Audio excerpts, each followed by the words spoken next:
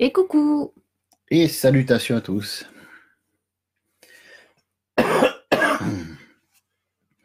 J'espère que vous aurez eu le temps de voir l'annonce,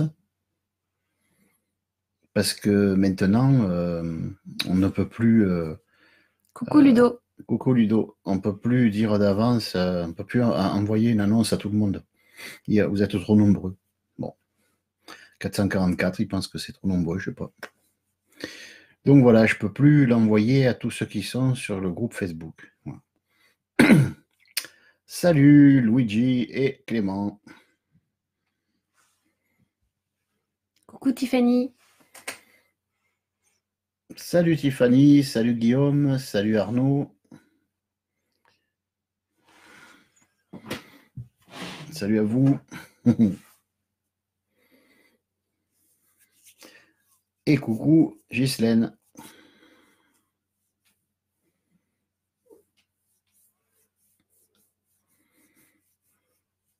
On va attendre un petit peu qu'il arrive du monde. En attendant, je vais boire ma boisson chaude non alcoolisée. Ah oui, avec un poil de chat.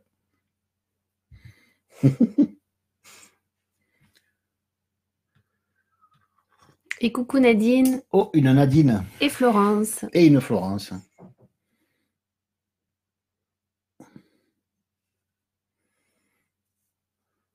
Salut Virgile.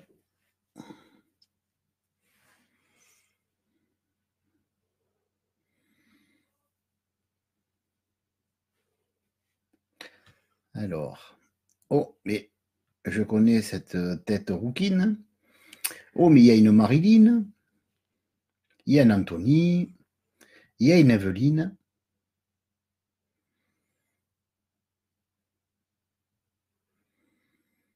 Evelyne, je crois qu'elle est en train de construire un arche, c'est pas ça? Ah bah écoutez, moi j'aime bien faire des jeux de mots à la con. Oh, mais il y a ma femme qui participe aussi. Bonne année, Madame de Marilyn. Et bonne année à tous ceux que je n'ai pas vus et à Et qui je coucou n'ai pas souhaité. Angélique. Il y a Angélique.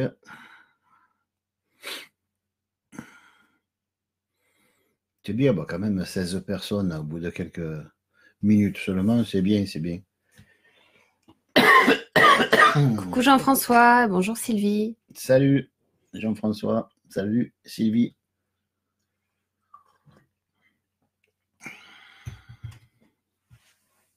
C'est marrant parce que j'ai pas la barre pour monter. Ah ouais. Coucou Emmanuel. Oh non, faut pas plus se pousser, je pense pas. Je sais pas. D'habitude je l'ai. C'est les aléas du direct. Oh, une Emmanuel. Salut Coucou Adrien.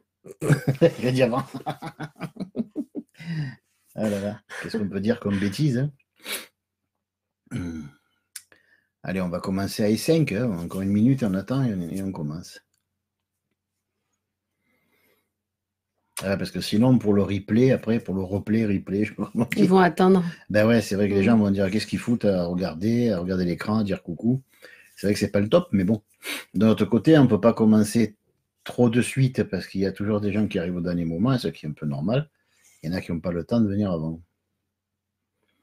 Salut Ludovic. Ah ouais, le dimanche soir à 18h, c'est top. Ben écoute, on essaiera de garder le rythme. Salut Camille. Coucou Patricia, Elodie. Salut, salut. On va commencer? D'abord, on va terminer, enfin, on continue les questions là donc. Hein. On avait terminé la question 10, maintenant on va passer à la question 11. Et ben voilà, on n'a qu'à faire un copier-coller. Bonsoir Thomas. Et coucou Elodie du Québec. Voilà. Ça, c'est la première question. Alors, d'où provient la peur de la solitude? Est-elle naturelle ou inhérente à l'être humain? Que doit-on en comprendre? Alors, je vais ramener un peu le micro vers là. Tu le reprendras tout à l'heure. Alors, la solitude. Déjà, il faut comprendre que l'être humain, au départ, quand il est éduqué par ses parents, par les éducateurs, par les profs à l'école, etc., qu'est-ce qu'on lui apprend en premier? à s'adapter, j'allais dire à s'incruster, mais bon, à s'adapter à la vie de tous les jours et surtout à s'adapter aux autres. On lui fait comprendre que la seule façon de réussir dans la vie, c'est de s'appuyer sur les autres, de compter sur les autres, d'aider les autres, de se faire aider par les autres et de ne pas hésiter surtout à bien se mélanger avec les autres. Voilà. Donc ça fait que l'être humain, d'une manière plus ou moins consciente, plus ou moins volontaire, se forme dès le début de son arrivée sur Terre, hein, ou du moins, allez, à partir de l'âge de 2-3 ans, il est aidé grandement en cela par ses géniteurs. Euh, il est formé à, on va dire, s'inscrire dans le cadre d'une société. Tout d'abord, il essaye de, on va dire, de se faire la nouvelle famille, parce que pour lui, c'est nouveau, pour les parents aussi. Donc, on a un nouvel élément dans la famille. Il n'est pas question qu'il arrive et qu'il fasse tout n'importe quoi. C'est un fait.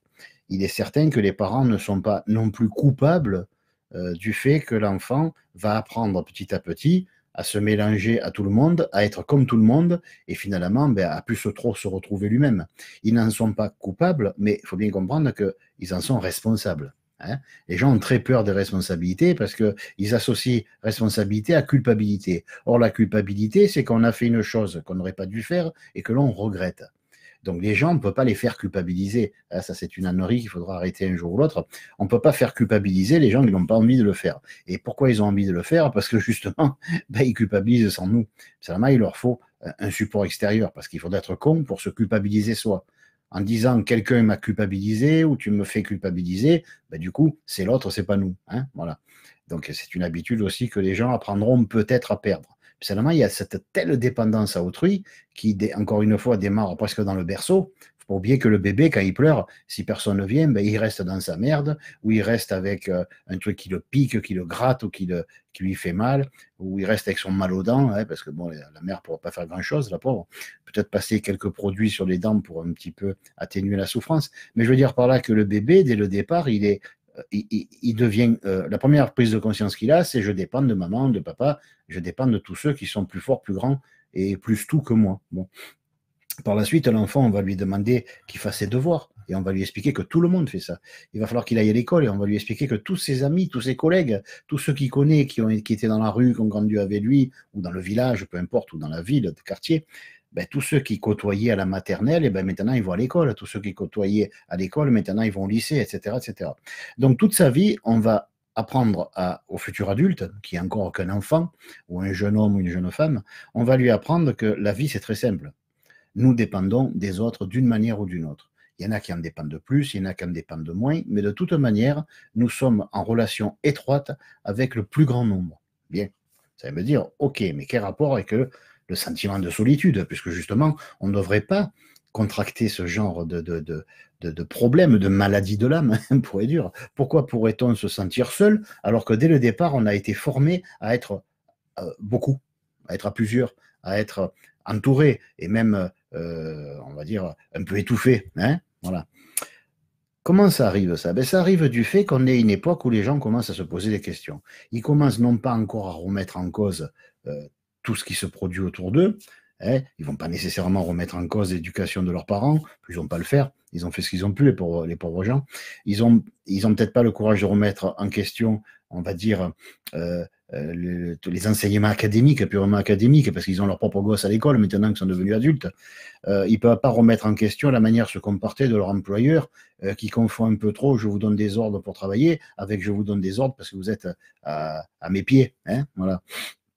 Donc, d'ailleurs, beaucoup d'employeurs confondent les deux, hein, sous prétexte qu'ils peuvent donner des instructions pour le travail, ils pensent qu'ils peuvent gérer la vie de leurs employés. Hein. Bon, ça, c'est un truc dans lequel tombent 11 employeurs sur 10 environ, hein, voilà.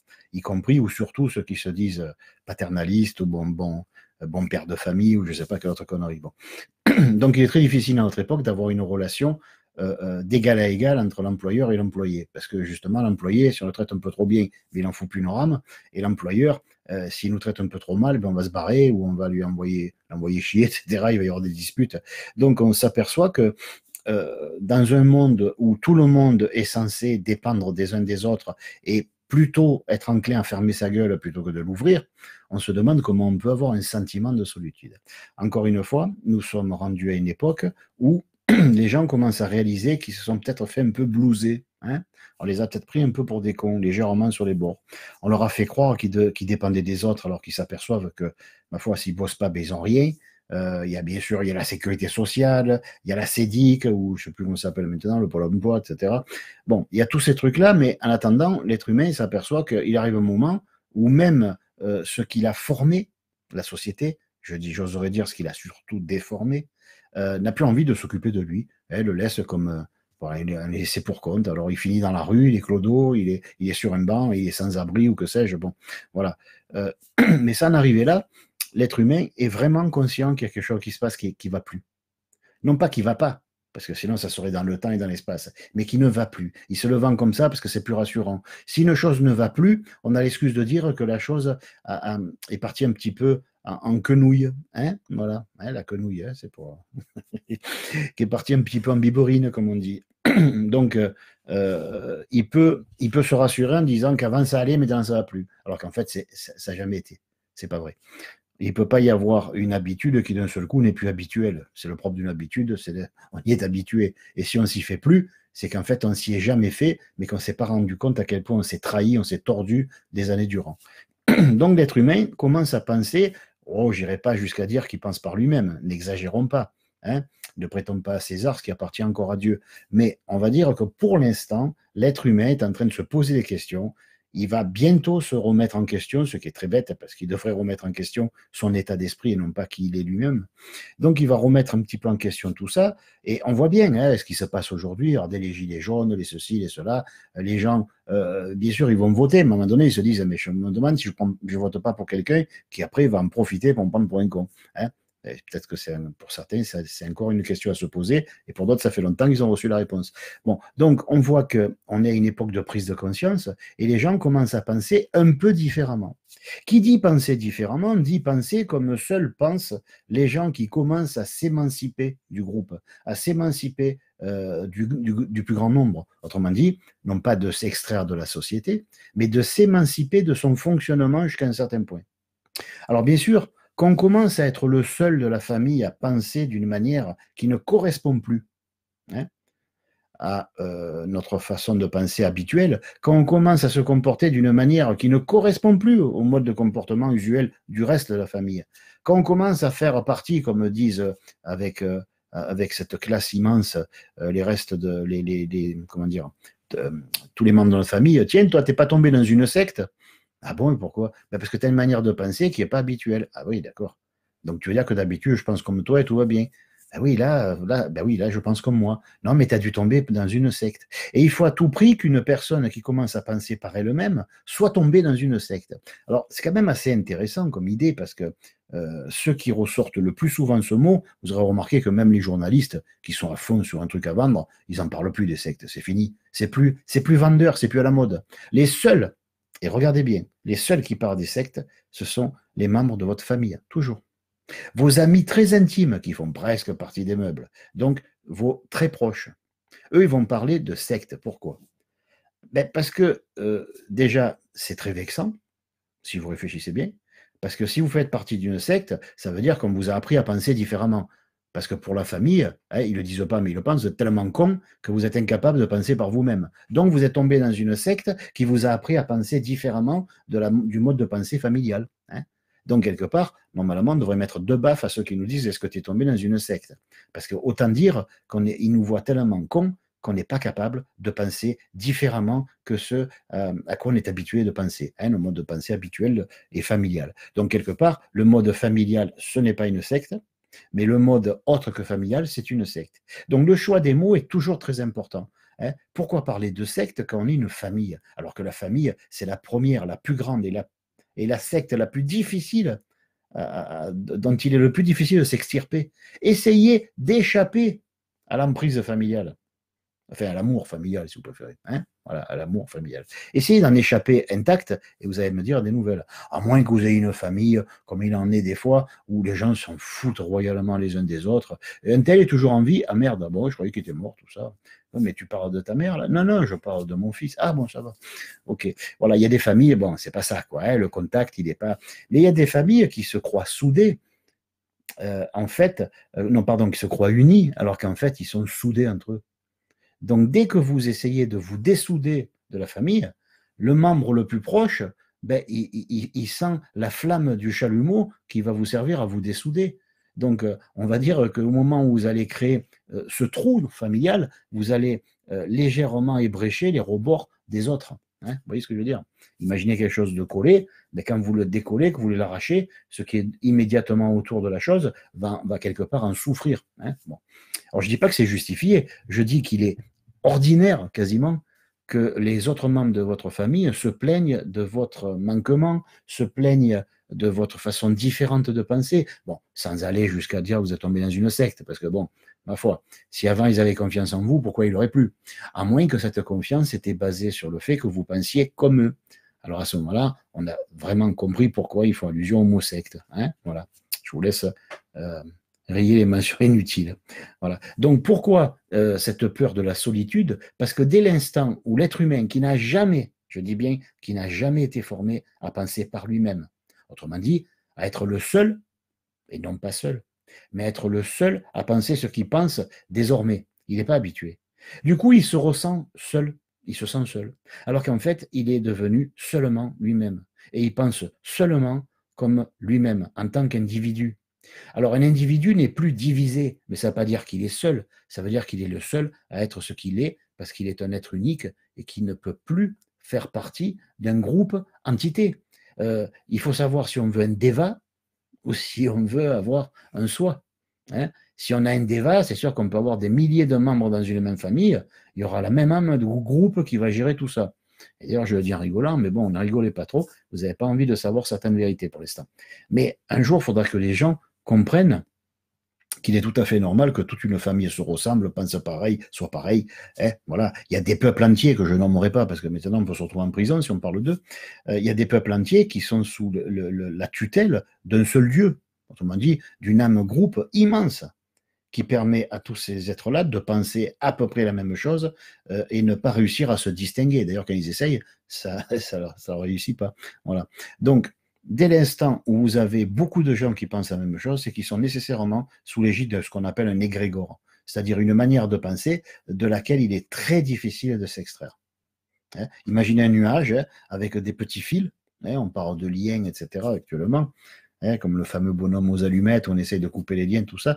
Mais il y a un lien qui est très puissant et qui est relié, on va dire, derrière la tête ici, chez certaines personnes, et c'est d'ailleurs à ça qu'on reconnaît qu'elles sont des individualités ou pas, elles sont reliées à une façon de penser qui de toute manière fait partie de l'inconscient collectif, mais en particulier d'un égrégore qui est inclus dans cet inconscient collectif. Il ne faut pas croire que l'inconscient collectif, c'est une somme comme ça générale de pensées éparses. Non, non. Chaque train d'onde mentaux, chaque état d'esprit ressemble à peu près à une espèce de nuage. Il y a des tout petits nuages qui sont réservés à très peu de gens qui pensent de la même façon, mais ils sont tellement rares, tellement dispersés, qu'on pourrait dire que chacun d'eux est un être unique, même s'ils sont reliés à un petit égrégore. Mais il y a des égrégores immenses qui prennent, je ne sais pas moi, entre 20 et 30% de l'inconscient collectif à eux seuls. Et cela, il est très difficile d'en sortir. Parce qu'au départ, un égrégore, c'est quoi? Ou un état d'esprit. On le nourrit parce qu'on est d'accord avec, mais à un moment donné, on l'a tellement nourri qu'il est plus puissant que nous.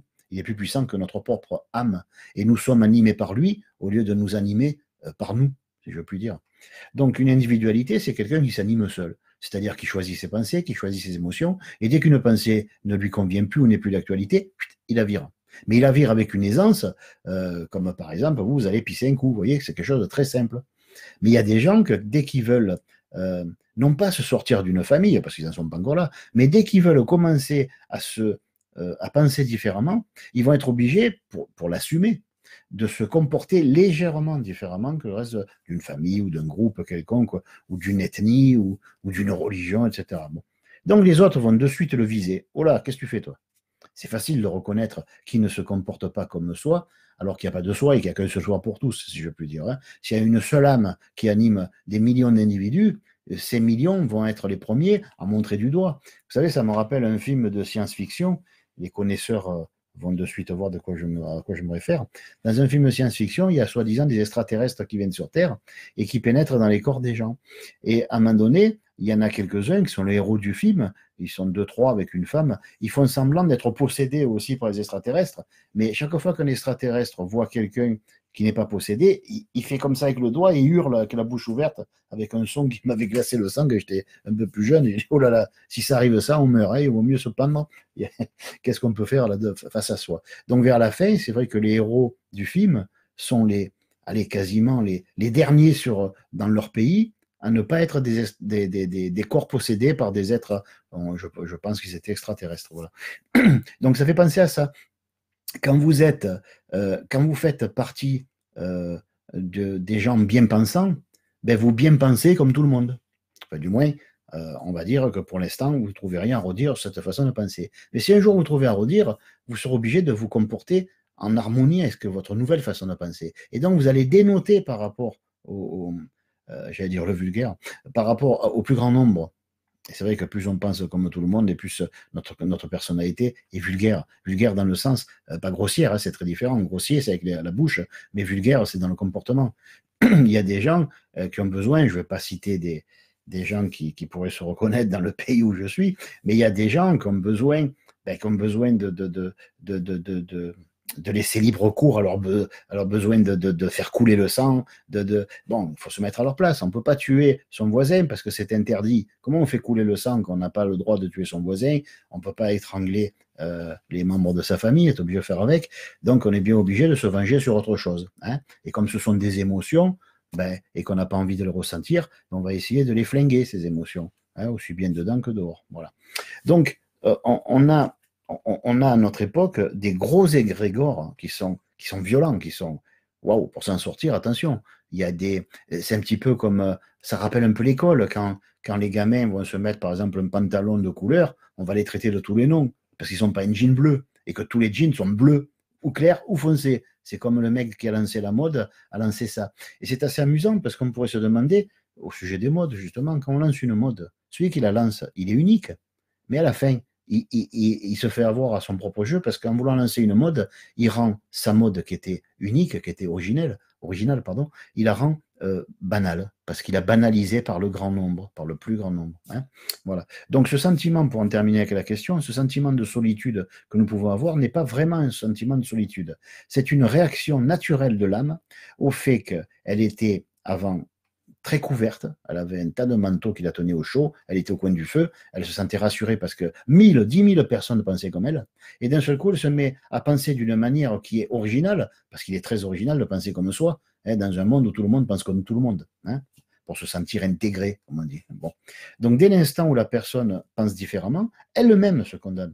Elle n'est pas seule parce que les autres la rendent ainsi. Elle est seule parce que dès le départ, elle se dit, aïe, aïe, aïe, si je me mets à penser différemment, je vais m'isoler des autres. Et rien que cette pensée l'isole. Et rien que cette pensée la rend seule. Mais comme elle est la seule à le penser, elle est aussi la seule à pouvoir cesser de penser cette idée-là. Il ne faut plus penser ça. Vous n'êtes pas seul parce que vous êtes seulement vous-même. Vous êtes seulement vous-même et vous pourriez être entouré de milliers de personnes qui tous peuvent être seulement eux en étant seulement avec vous. Hein. Vous êtes physiquement avec des gens, parce que quand on change d'état d'esprit, on peut continuer à fréquenter sa famille, si elle ne nous emmerde pas trop, hein, sinon voilà, il faut la traiter comme elle nous traite. Quand quelqu'un nous dit qu'il n'aime pas ce qu'on est devenu, on peut lui dire, moi je t'aime plus. Et voilà, c'est clair. Si tu n'aimes pas ce que je suis devenu, moi je t'aime plus. Tu vois, c'est marrant, hein, comme j'ai changé, j'aime plus ta gueule, j'aime plus ce que tu rayonnes, j'aime plus l'odeur que tu exhales, voilà, je ne veux plus te voir. Ça te va comme ça? Comment tu te sens là? Bien? C'est bien? Hein, voilà.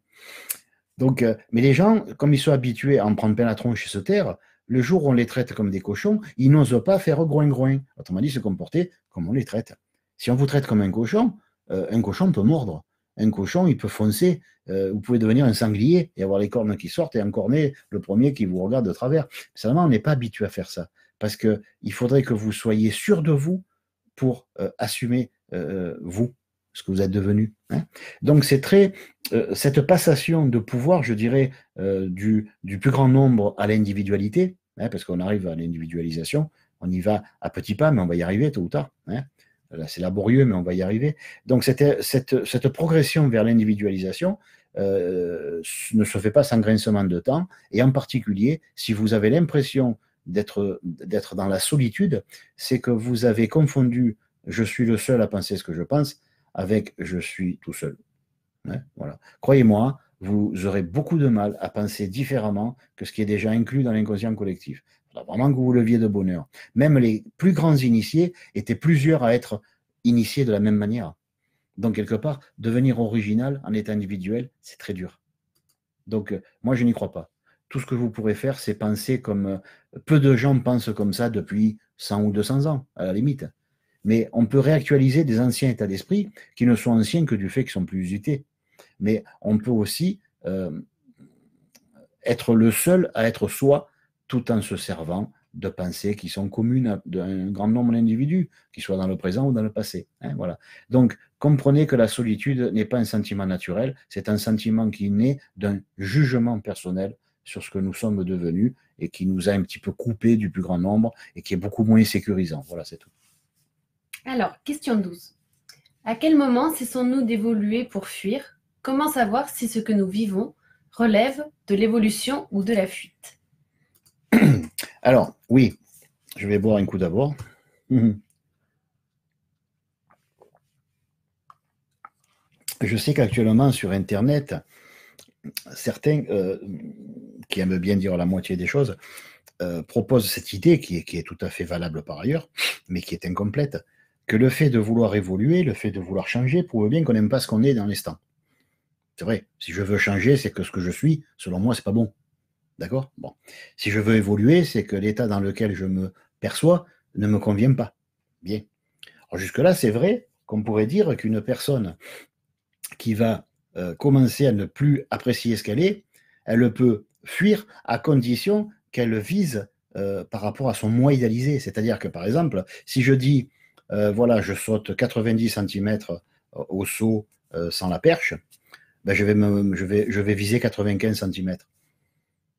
Ça, c'est une évolution de mes capacités. Je ne vois pas en quoi je fuirais à vouloir m'améliorer. Puis si je suis un grand sportif, il est normal que je ne vais pas stagner ou me réjouir d'avoir remporté un prix. Bon, j'ai donné des chiffres à la con, hein, 95 cm, je ne pense pas que ce soit très haut. Mais bon, et après, ben, je vais viser 1 mètre. Il n'y a pas de fuite. Maintenant, si je dis, bon, j'en ai marre de sauter 1 mètre, je vais sauter 10 mètres sans la perche, alors là, je vais un petit peu idéaliser mes capacités. Vous voyez, ça va être un peu, c'est même plus de l'orgueil, c'est même plus de la vanité, c'est de la connerie ambulante. Donc, il est facile de savoir si on va fuir ce qui nous sommes au lieu de devenir mieux que ce que nous sommes. Parce que pour s'améliorer, il faut partir d'un départ. Que suis-je actuellement? Je suis ça, ça, ça et ça. Si je dis, oh mon Dieu que c'est moche, je ne veux pas le voir, je vais m'améliorer, c'est sûr que ça va être une fuite en avant de ce que je suis, mais que je n'admets pas être pour l'instant. Vous voyez la subtilité? Donc, si j'évolue, je vais admettre que je suis à un point, bah, ma foi, il n'y a pas de quoi se réjouir non plus. Il y a pire que moi, mais il y a mieux que moi. Ça, je m'en fous. Ce sont juste des pensées. Et je me dis, ben, foi, bah, je suis humain. J'ai mes défauts, j'ai mes qualités, mais j'aimerais bien me débarrasser de tels défauts, de telles limitations. Alors, je vais viser un changement qui ne sera pas trop au-dessus de mes moyens, qui sera raisonnable, mais qui ne va pas me mettre la pression, comme font certains jeunes qui essayent d'être des Superman alors ils n'arment pas à la cheville de Clark Kent. Hein. Donc, il faut simplement être raisonnable et savoir qu'on ne peut évoluer d'un point à un autre que si on assume tout d'abord le point à partir duquel on se propose d'évoluer. C'est un petit peu le principe de la planche pourrie ou de la planche solide. Vous avez un plancher chez vous qui est en bois. Hein, voilà. Et vous vous proposez de sauter pour attraper le plafond, pour toucher le plafond. Bon. Votre plancher, vous le savez, il est pourri. Vous ne l'aimez pas. Il est moisi, il est pourri. Et vous voulez vraiment plus le conserver. Vous aimeriez même déménager. Alors, au moment où vous allez sauter pour toucher le plafond, vous allez d'abord appuyer une super pression vers le bas pour pouvoir vous élever vers le haut. Et d'ailleurs, la pression qui sera appuyée en bas sera équivalente à la force qu'il vous faut de propulsion pour toucher le plafond. Donc, au moment où vous allez sauter, et pas quand vous allez sauter, mais au moment où vous allez appuyer, ben, vous allez passer à travers les planches pourries, parce que ces planches sont pourries. Et pourquoi elles sont pourries? Parce que vous les avez laissées pourrir, parce que vous n'avez pas voulu assumer le fait que vous étiez en train de les laisser pourrir, tout simplement. Maintenant, on va imaginer que vous avez un plancher en béton. Ben, c'est du béton. Il y a 20 cm de béton, mais quand vous allez sauter, je ne pense pas que le béton va plier. Hein, voilà, au moment où vous allez appuyer. Parce que justement, vous avez pris soin d'avoir des bases solides.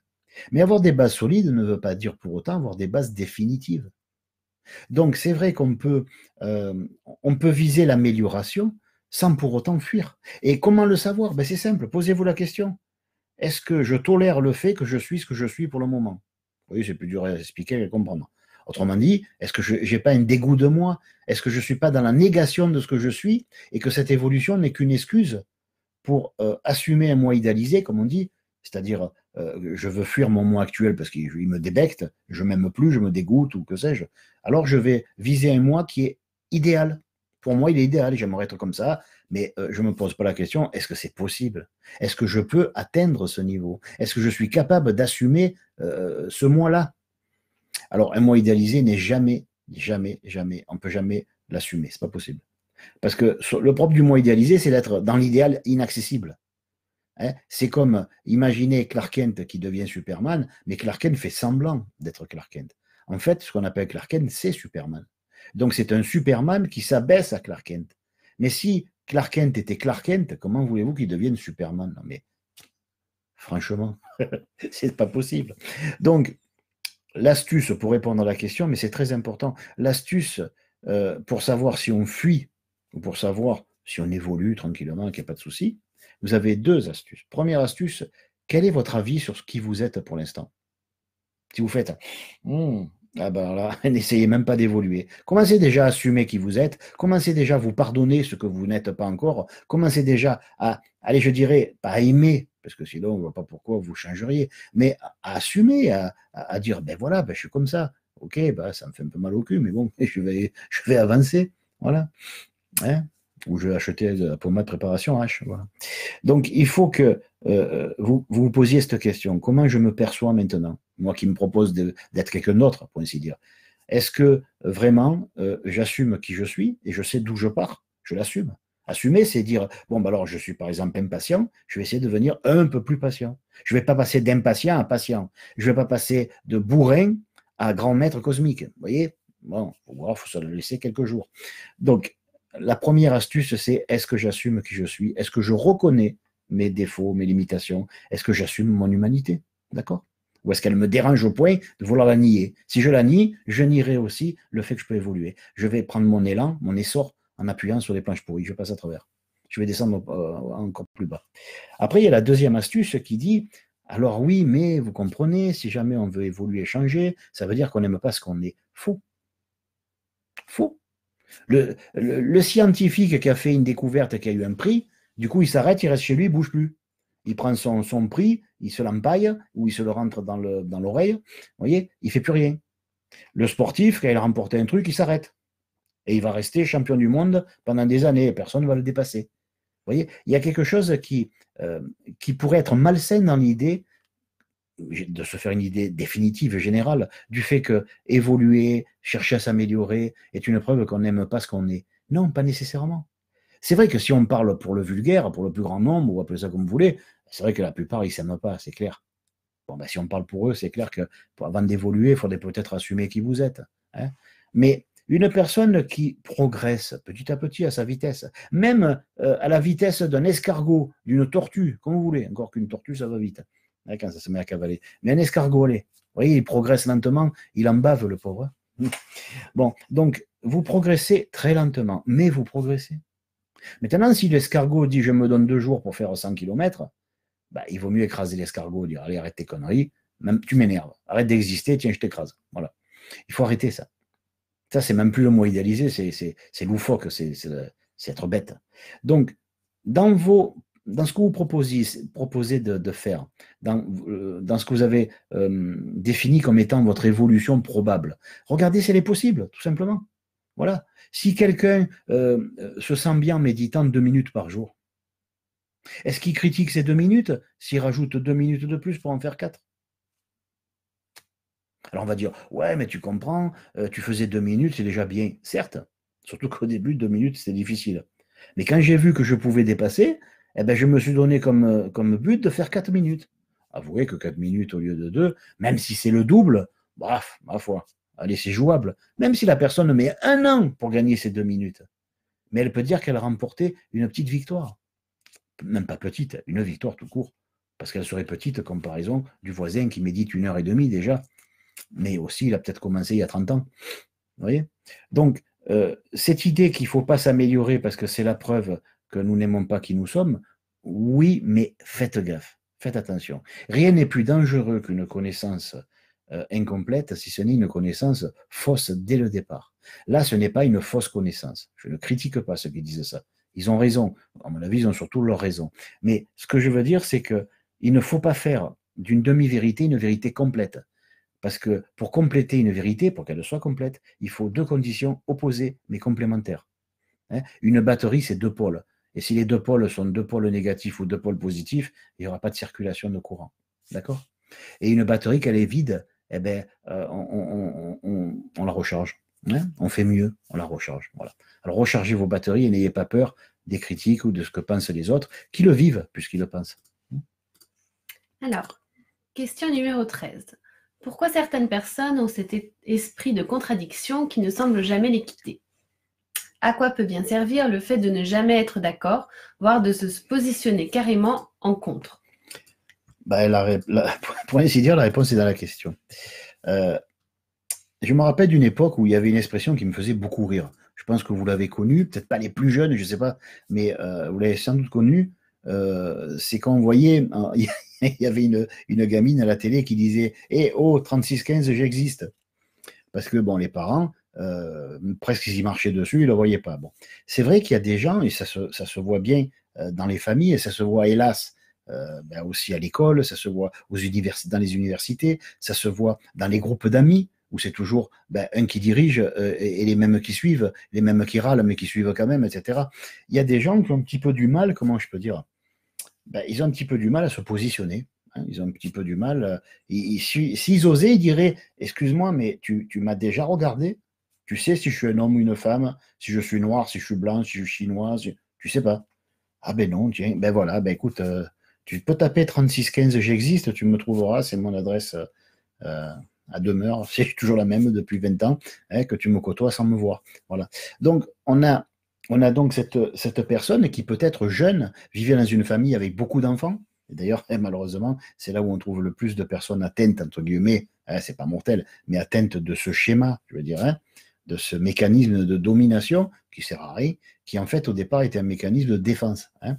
On sait que des enfants, ils vont crier pour attirer l'attention, mais on ne se pose pas la question. On se dit, mais pourquoi il crie? On sait que c'est pour attirer l'attention, mais on ne va pas plus loin. Pourquoi il attire l'attention? Qu'est-ce qu'il veut? Peut-être qu'il veut seulement exister aux yeux de ses parents. Peut-être qu'il veut peut-être un peu trop exister aux yeux de ses parents. Mais comment savoir si l'enfant exagère? Bien sûr que le cri est retenu, donc c'est exagéré. Mais la motivation première, profonde, hein, à l'origine, pourquoi l'enfant crie? Parce qu'il a l'impression qu'il est inexistant, qu'on ne le voit pas. Il savait, alors bien sûr, comment il sait qu'on ne le voit pas? Parce qu'il a le souvenir qu'on l'ait vu, si je puis dire.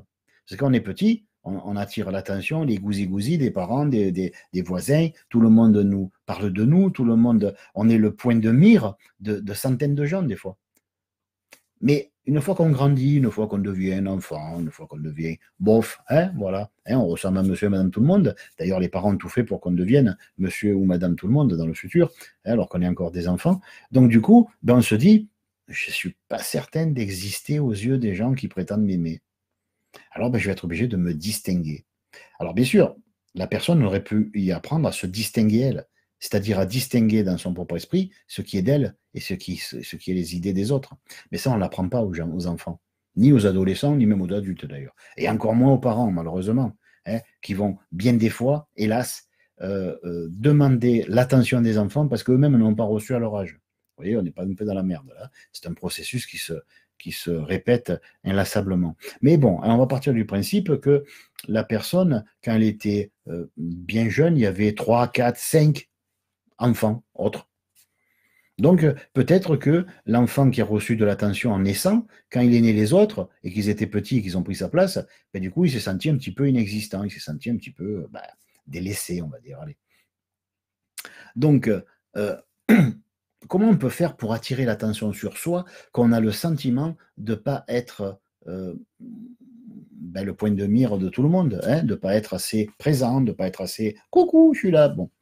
Alors, ben, on va trouver des astuces, on va trouver ce qu'on appelle des mécanismes de défense.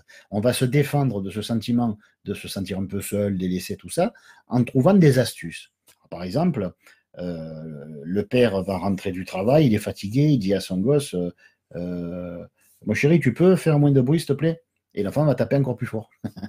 Là, on va dire, mais c'est un monstre. Et non, c'est pas un monstre.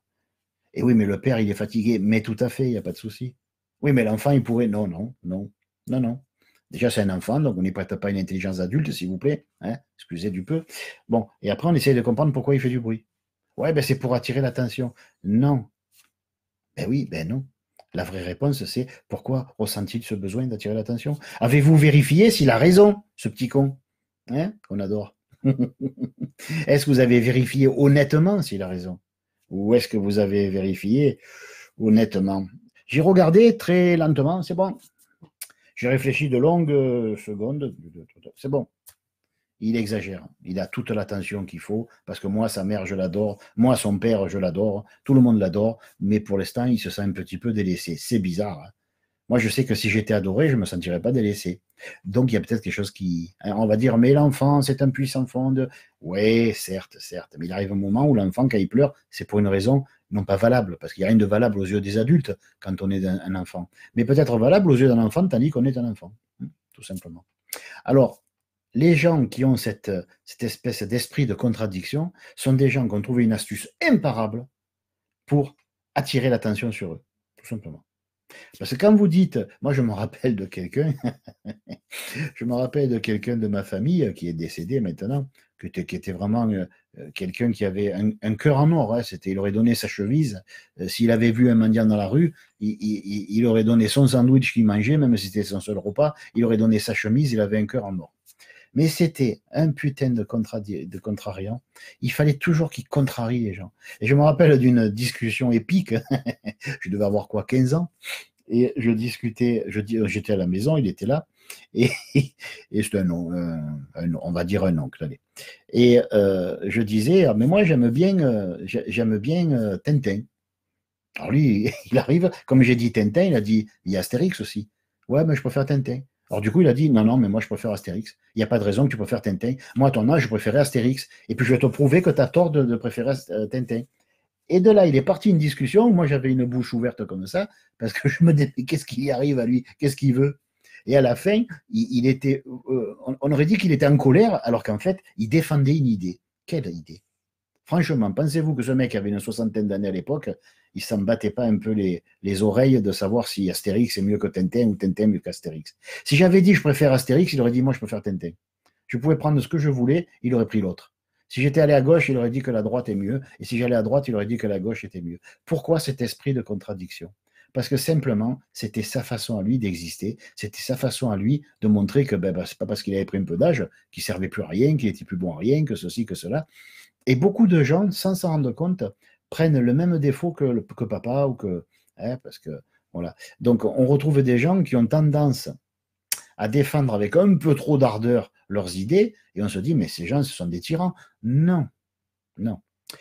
Ou alors, ce sont des tyrans de l'amour, on va dire, les tyrans de l'attention mentale, des tyrans des gens qui ont manqué d'attention, qui ont manqué de, ben tiens, finalement, tu es quelqu'un de bien. Combien de pères disent alors à leur fils, hein, parce qu'il en a besoin de ça, mon fils, je suis fier de toi. Combien il y en a qui disent ça? Non, ils disent, t'as toujours pas fait tes devoirs. Putain, mais t'es vraiment pas bon. Hein. Je sais pas ce que tu vas devenir plus tard, mais tu seras pas comme ton père. Hein. T'as vu, moi, où j'en suis là? Alors, on va pousser le gamin à étudier, on va pousser le gamin à être bon. S'il fait du sport, mon Dieu, il faut qu'il soit champion du monde, minimum. Si il va à l'université, il faut qu'il soit sorti major de sa promotion. S'il va à tel endroit, j'ai vu ça parce qu'il a envoyé un film où la gamine était major de sa promotion. On avait fêté. Je veux savoir qu'est-ce qui serait passé si elle avait été la dernière de son lycée avant d'entrer à l'université. Bon, bref, passons. Et donc, nous avons ou à l'université, je crois qu'elle était majeure à sa promotion plutôt. Et donc, c'est pour dire que quels que soient les buts que nous poursuivons, il faut que ce soit un but que nous poursuivons. Sinon, c'est lui qui nous poursuit et on est marron. Et les gens qui ont besoin d'attention, qui ont manqué d'attention, parce qu'ils faisaient partie d'une famille nombreuse, par exemple, hein, c'est une des raisons, ce n'est pas la seule, évidemment. Bon. Ces gens-là, par la suite, comme ils poursuivaient comme but premier d'attirer l'attention sur eux et d'un petit peu revaloriser qui ils sont, quoi. Hein, parce que bon, c'est vrai que ça fait plaisir qu'on est marié à quelqu'un qui nous écoute, qu'on lui parle. Ça fait plaisir quand on est un enfant et qu'on arrive en disant j'ai eu un bon point à l'école, ça fait plaisir qu'on entende, ben, c'est bien. Oui, mais hier, je n'ai pas eu, ben, c'est bien aussi. Vous voyez, dans tous les cas, si l'enfant avait cette opportunité d'être accepté tel qu'il est, quel que soit ce qu'il est, et que ses actes ne soient pas réprimandés par défaut, mais encouragés, je dirais. Hein. Parce que celui qui dit « Ah ben j'ai eu une mauvaise note », oui, aujourd'hui, mais demain, ben, tu feras mieux. Et si demain il fait pas mieux, ben, après-demain, chaque jour suffit sa peine. Et il viendra un jour où il fera bien. D'ailleurs, il viendra un jour où il sera bien lui-même, parce que son père ou sa mère qui aura eu ce genre de comportement lui aura permis d'être vraiment lui-même, c'est-à-dire tel qu'il est, et d'accepter qu'il est. Celui-là ressentira moins le besoin viscéral d'évoluer, vous voyez, d'être très spirituel, ou d'être dans l'amour universel. L'amour, mon cœur, tout ça. Bon. Pourquoi toute cette singerie que l'on retrouve dans la spiritualité? Pourquoi ce côté... il y a un mot, comment on appelle ça? Pourquoi les gens qui sont spirituels le sont avec une telle ostentation? Quand j'ai vu ça, si vous saviez, j'ai senti une colonne d'énergie du Saint-Esprit me pénétrer. Ah, c'était bon. Et non, je disais donc c'est une colonne du Saint-Esprit qui m'a pénétré. J'ai vu Dieu. Enfin, un peu au-dessus, mais bon. Dieu, je le vois tous les jours. On bouffe tous les jours à table avec. Voilà. Bon, vous voyez où je veux en venir? Voilà. On peut être spirituel, mais on devrait l'être en secret. Hein, voilà. Bien. Donc, ben voilà, j'ai répondu un petit peu à la question. Je suis allé même un peu plus loin. On fait notre question? Ouais. Allez, pour une fois, on est des fous. Bon, il est 48, on a le temps. D'où provient la dépendance affective? Et du fait que certains acceptent que nous soyons dépendants d'eux, peut-on en déduire que eux aussi souffrent d'une quelconque forme de dépendance? On voit que c'est des questions posées par des étudiants de la psy-éso, parce qu'elles contiennent leurs réponses, et je pense qu'ils s'en sont aperçus. Bon, on va dire que là, ils viennent de me poser une réponse, donc je vais les questionner peut-être pour compenser. D'où provient la dépendance affective? Comme je l'ai dit tout à l'heure, je ne vais pas non plus trop revenir là-dessus, mais juste un peu. La dépendance affective, elle vient du fait que quand nous sommes petits, nos parents nous réclament toute notre attention. Il faut savoir quand même qu'un enfant a besoin d'attention. Pourquoi? Parce que l'énergie suit l'attention mentale. La force vitale que détiennent les parents, ou sont censés détenir, ils doivent la transmettre à leurs enfants. Parce que leurs enfants doivent pousser, mais ils ont besoin d'eau, ils ont besoin de soleil, comme une plante pour pousser. Bon, le soleil, pour la plante que sont nos enfants, c'est l'attention mentale. Mais attention, quand vous mettez un tuteur à une plante, c'est pour qu'elle pousse droit, parce que vous partez du principe qu'elle doit pousser droit. Et un beau jour, quelqu'un vous dit, qu'est-ce qui t'arrive? Tu as l'air de faire la gueule. Ben oui, regarde, ma plante, elle fait 10 cm de haut, ça fait des mois que je l'arrose. Et la personne se marre comme un bossu, elle dit, tu vois pas que c'est une plante qui galope sur le sol? Si tu la mets en l'air, elle va mourir. Tu as encore de la chance qu'elle fasse 10 cm. Lève ce tuteur de merde et laisse-la s'épanouir selon sa propre volonté, selon sa propre nature. Hein? Est-ce que nous faisons ça avec nos enfants? Non. Non seulement nous ne leur accordons pas l'attention, non pas qu'ils méritent, c'est pas une question de mérite, hein, mais l'attention dont ils ont archi besoin pour qu'ils puissent pousser. Mais en plus, on leur explique comment ils doivent pousser. Ah oui, en leur retirant l'énergie qui leur servirait éventuellement à nous faire plaisir égoïstement et à pousser tel qu'on le veut. Or, vous avez remarqué que les gens, les parents, plus ils sont incisifs, plus ils réclament quelque chose de leurs enfants. Tu dois avoir un diplôme de médecin, tu dois devenir ingénieur, tu dois faire comme papa, ou mieux que tonton, ou mieux que... Quand on leur impose toutes ces idées à la con, hein, parce que c'est con de donner des idées à des enfants, alors qu'ils devraient peut-être développer les leurs. Donc, quand on leur donne ces directives qui sont puissantes, qui sont, waouh, c'est tyrannique comme truc, eh bien, on leur refuse l'énergie même qu'il leur faudrait pour réaliser nos fantasmes. Je ne sais pas si vous voyez. C'est-à-dire que non seulement on ne leur donne pas d'énergie, bon, c'est pas grave, et donc ils ne pourront pas devenir qui devaient être, parce que c'est inscrit dans leur gène, pas nécessairement dans les gènes familiales, hein, mais dans leur gène personnel. Bon. Donc, non seulement ils n'ont pas la force pour devenir qui devaient être en venant sur Terre, pour ceux qui y croient, mais en plus on leur refuse l'énergie qui leur servirait éventuellement, avec un effort monumental, à satisfaire les desiderata des deux parents. Vous voyez quelque chose qui ne va pas là. Il y a un truc qui ne va pas. Au moins, on devrait, quand on a des prétentions pour son enfant, on devrait être, non pas scotché, il ne faut pas l'étouffer, mais on devrait lui offrir toute l'énergie dont il a besoin pour nous satisfaire. Mais non. Non seulement lui, il passera en dernier, mais en fait, il n'aura même pas l'énergie qui lui permettra de nous satisfaire. Alors, je ne dis pas que tous les parents sont comme ça. Moi, je m'en fous de ceux qui... Il y a toujours qui disent, mais moi, je ne suis pas comme ça. Mais on s'en fout. Si vous êtes parfait comme parent, grand bien vous fasse, on s'en fout. Je ne parle pas pour les gens qui sont en très bonne santé. Si je suis médecin, je parle pour les malades. Hein, voilà. Donc je parlerai plutôt pour ceux qui sont concernés ou se sentent concernés ou alors aimeraient tant ne pas se sentir concernés, si vous voyez ce que je veux dire. Voilà. Donc c'est ces gens-là qui ont besoin un petit peu d'être secoués, qu'on leur dise t'as pas compris que tu fais 2 erreurs sur ton gosse. Non seulement tu ne files pas l'énergie pour lui, mais tu ne files même pas l'énergie pour te satisfaire toi. Donc c'est une double carence, c'est terrible. Hein, voilà. Donc la dépendance affective, elle vient, c'est ça la question. Ouais. La dépendance affective, elle vient du fait que de tout petit, nous étions obligés de payer avant d'être récompensés. On dirait c'est un peu normal. Non, pas pour un enfant.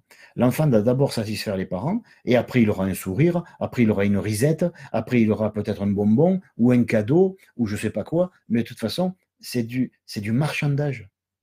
Vous voyez? Donc l'enfant, il est maintenant dépendant de tout le monde. Quand par exemple un jeune homme dit à une jeune femme veux-tu sortir avec moi, si elle lui dit non, c'est pas juste une jeune fille qui refuse à un jeune homme de sortir avec et plus si affinité. Non, non, c'est un jeune homme qui, une fois encore, est rabroué par maman. Toujours. Parce que n'importe quelle femme symbolise maman, qu'on le veuille ou pas, qu'on le sache ou non. C'est comme ça. Hein. Chaque fois qu'un jeune homme veut séduire une femme et plus si affinité, et d'ailleurs on se demande pourquoi il y a des viols, n'est-ce pas? C'est parce que justement il veut compenser quelque chose. Allez, dis-moi oui, dit le garçon. Et la fille dit, mais il est gonflant celui-là, pourquoi il insiste? Mais il insiste parce qu'il n'a jamais eu gain de cause. Il faut se mettre à sa place. Je ne dis pas que c'est bien. Je dis qu'il serait bon qu'on le comprenne et que tous deux, quand par exemple il y a un gamin qui insiste un peu trop avec une gamine, qu'ils essayent d'en discuter librement. Et pour ça, il faudrait qu'ils soient formés, non pas à la psychologie de haut niveau, mais au minimum vital de la psychologie. Parce que la psychologie, c'est 90% du relationnel. Excusez-moi, quoi. Vous voyez? S'il n'y a pas de psychologie comportementale, il n'y a pas de relationnel. C'est la merde, c'est le boxon. Il y a la guerre même. S'il y avait de la psychologie comportementale, il n'y aurait plus de guerre. Il y aurait la plupart des éducateurs ne serviraient à rien, les psychologues ne serviraient à rien, les psychiatres ne serviraient à rien. Voilà, tout ça, c'est... Hein, et les médicaments aussi. Ah non, ça ne faut pas toucher, pardon. L'industrie pharmaceutique va me taper sur les doigts. Donc voilà, il y aurait moins de malades, hein, surtout des nerfs, voilà, comme on dit. Alors je vais boire un coup. Donc la dépendance affective vient tout simplement du fait qu'on nous a tellement bourré le crâne de cette idée que nous dépendons de papa, de maman, des uns, des autres. Alors dès qu'on dit « Patron, j'ai fini », alors on s'attend à ce qu'ils disent wow. Vous savez, les pouces bleus, là, que je ne sais pas de quel côté il faut aller. Voilà. On a envie ou alors qu'ils disent « Mon Dieu, qu'est-ce que tu travailles bien. Je ne t'ai pas encore augmenté. Oh, mais je suis fou, moi. Je suis inconscient. Combien je te paye? C'est tout. Waouh. Mais j'abuse de toi, là. Attends, excuse-moi, tiens, je te file ma paye. Voilà, bon, là, j'exagère un peu. Mais disons que beaucoup de gens aimeraient hein, un petit peu de reconnaissance. Et me dire, est-ce que c'est pas normal? Non. Par contre, c'est bien humain. Et comme notre humanité, on la renie, en même temps, on renie tout le pack humain. Alors, on renie toute possibilité un jour d'être encouragé, pour le moins, par ceux qui prétendent nous aimer et qui, en fait, nous mettent la pression plus qu'autre chose. C'est parce que je t'aime que je t'encourage. Non, là, tu ne m'encourages pas. Là. Je me suis pris un coup de pied dans le cul, là, que je ne te dis pas. Demain, c'est quoi? C'est 2 baffes dans la gueule, un aller-retour? Alors, j'espère que tu me détesteras le plus vite possible. Parce que si ça s'est aimé, je préfère être détesté. Parce que je connais bien mes ennemis, ils me font moins du mal que toi. Parce qu'eux, ils ne savent pas où appuyer. Ils ne connaissent pas les boutons. Hein? Ceux de la famille les connaissent, ne vous inquiétez pas. Ils vous ont vu tout petit, ils savent quoi vous dire pour vous casser en deux pour la journée. Ce qui est tout à fait naturel pour un membre d'une famille, on est bien d'accord. Hein? On n'est pas dans une secte non plus. Bien. Voilà. Alors, peut-on déduire qu'eux aussi souffrent d'une quelconque forme de dépendance? À votre avis, il est certain que si des parents qui sont des ex-enfants insatisfaits ne comprennent pas qu'ils ne sont pas encore des parents, mais toujours des enfants, pas des ex-enfants, toujours des enfants insatisfaits, ils comprendront pourquoi ils attendent tant de leurs gosses et qu'ils n'ont rien à leur donner. Alors bien sûr, vous allez me dire, mais c'est terrible ce qu'il dit le mec là. Bah, honnêtement, moi j'assume ce que je dis, mais je préfère ça que d'assumer ce dont je parle. Allez, la suite. Il est 56. Aïe. Qu'on fasse.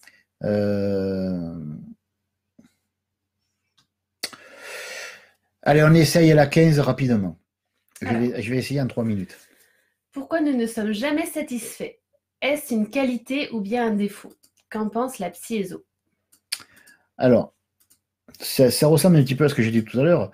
Ne pas être satisfait est différent d'être un éternel insatisfait. Je peux ne pas être satisfait d'un dessin ou d'un tableau, par exemple, si je suis peintre. Un jour, il faudra bien que je le finisse, hein, mais je peux y mettre quelques retouches. Je peux dire, tiens, c'est marrant, je vais monter un petit peu le feuillage des arbres, je vais redonner une ombre là, parce que j'ai oublié, le soleil est censé être là, donc il devrait y avoir une ombre légèrement décalée. Je peux y donner un peu de dimension, un petit peu de coffre, un petit peu de volume, je ne sais pas quelles sont les expressions artistiques, un petit peu de brillance, hein, voilà. Mais à un moment donné, il faudra que je termine le tableau. Bon. Donc, être satisfait, c'est un mot qui est assez risqué pour l'être humain. Parce qu'il peut être satisfait d'un tableau, mais s'il le voit dans 10 ans, il sera insatisfait par ce tableau. Pourquoi? Parce qu'il aura évolué. S'il devait refaire ce tableau, il le ferait différemment. Mais il n'a pas à refaire le tableau, il n'a pas à être insatisfait. Il doit simplement comprendre que tout bouge, tout remue sans cesse, et donc tout est censé évoluer, lui y compris. Donc s'il évolue, son mental doit évoluer, son intelligence doit évoluer, et on ne peut pas commettre ce crime de lèse-majesté ou de lèse-humanité qui consiste à juger notre passé avec notre condition actuelle. C'est bête. Autrement dit, si aujourd'hui que vous êtes devenu plus intelligent qu'hier, vous jugez hier, ben vous allez le trouver minable, votre hier, parce que vous le jugez avec votre intelligence et votre sagesse de maintenant. Donc, on s'aperçoit que même quand on n'a pas d'ambition, même quand on est satisfait de ce que l'on vit, la vie nous pousse en avant. Donc, il y a 2 évolutions, pas qu'une seule. Il y a l'évolution de l'éternel insatisfait qui risque plus de se casser la gueule qu'autre chose, et il y a l'évolution de celui qui sait que de toute manière, la vie le poussera avec le vent derrière, qui le poussera en avant. Donc il suffit simplement d'être dans l'instant présent et de dire, voilà ce que je viens de faire, ça me satisfait pour maintenant, et on verra demain. Et le lendemain, vous dites, ah ben tiens, je vais rajouter ça. Ce n'est pas être insatisfait, mais on ne peut pas se satisfaire, sachant que chaque instant présent ne dure rien, ça ne dure rien l'instant présent, hein. C'est la seconde d'après, c'est l'instant d'après, hein. Donc l'instant présent, nécessairement, on ne peut pas s'y fixer. Et comme on ne peut pas s'y fixer, le tableau d'aujourd'hui, un beau jour, comme il vient de terminer aujourd'hui, un beau jour, il aura 10 ans, 20 ans, 30 ans. Peut-être que Michel-Ange ou Léonard de Vinci, s'ils voyaient leur œuvre, avec le recul, ben, il dirait, mais c'est qui ce Grimaud d'école là? Qui a peint cette merde là? Et nous on dirait, wow, tu sais de qui tu parles? Eh ben oui, de moi, mais de moi sous une forme que je trouve un petit peu grossière. Mais il est certain que quand Michel-Ange retouchait ses tableaux, moi je me serais contenté de la première ébauche, si vous voyez ce que je veux dire. Voilà. Donc, être insatisfait n'est pas un souci en soi. Ce qui serait un souci, c'est d'être un éternel insatisfait. Et ce qui serait un souci, c'est d'être tout le temps satisfait. Les 2 opposés. C'est pas bon. Il faut un moyen terme en toute chose. Voilà. Et voilà. Et ben voilà, c'est fini. T'as terminé à l'heure. Bon, ben à bientôt pour une prochaine vidéo alors. Oui, à bientôt tout le monde. Et si l'idée du dimanche vous plaît, si on peut le faire d'une manière régulière, on le refera. Voilà. Bonne soirée à tous. Voilà, bonne soirée à tous. On va arrêter la vidéo et j'invite ceux qui l'ont pris en cours de voir le replay. Le replay, je sais plus. Hein. Voilà, hop. Ah.